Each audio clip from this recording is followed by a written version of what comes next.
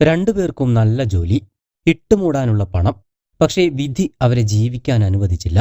2 പിഞ്ചുമക്കളെ തനിച്ചാക്കിയാണ് ഇരുവരും പോയത് എന്നത് ഏറെ സങ്കടപ്പെടുത്തുന്ന ഒരു കാര്യം തന്നെയാണ്. കഴിഞ്ഞ ദിവസം കുവൈത്തിൽ മരണപ്പെട്ട മലയാളി നഴ്സുമാരായ ദമ്പതികളുടെ മരണം കേരളക്കരയെ ഒന്നാകെ ഞെട്ടിച്ചിരിക്കുകയാണ്. രണ്ടുപേരും പ്രണയിച്ച വിവാഹിതരായവരാണ്.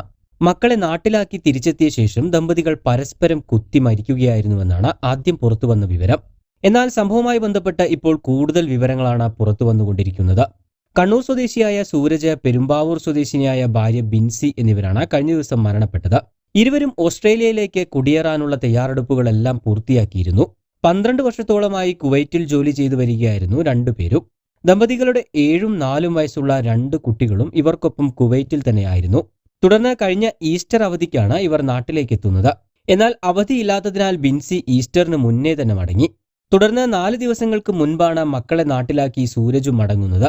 ഇരുവരും പരസ്പരം കത്തി ഉപയോഗിച്ച് കുത്തി കൊലപ്പെടുത്തിയെന്നാണ് പുറത്തു വന്നിട്ടുള്ള വിവരം. എന്നാൽ ബിൻസിയെ കൊലപ്പെടുത്തിയ ശേഷം സൂരജ് ആത്മഹത്യ ചെയ്യാനുള്ള സാധ്യതയുമുണ്ട് എന്നാണ് സുഹൃത്തുക്കളിൽ നിന്നും ലഭിക്കുന്ന വിവരം. ഭാര്യയെ താൻ കൊലപ്പെടുത്തുമെന്ന് സൂരജ് തന്റെ സുഹൃത്തുക്കളോട് വിളിച്ചറിയിച്ചിരുന്നതായും സൂചനയുണ്ട്. ഇതോടെ കുടുംബ പ്രശ്നം തന്നെയാണ് ഈയൊരു ദുരന്തത്തിന് കാരണമായത് എന്ന് വ്യക്തമാവുകയാണ്.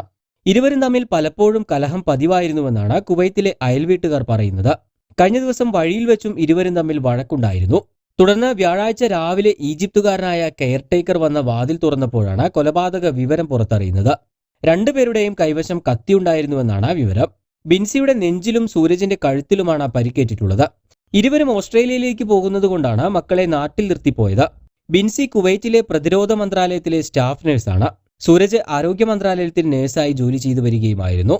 എന്തായാലും ഇരുവരുടെയും മരണം അനാഥരാക്കിയത് പറക്കമറ്റാത്ത 2 പിഞ്ചു കുഞ്ഞുങ്ങളെയാണ്. കൂടുതൽ വാർത്തകൾക്കും വിശേഷങ്ങൾക്കുമായി ചാനൽ സബ്സ്ക്രൈബ് ചെയ്യാൻ മറക്കരുത്.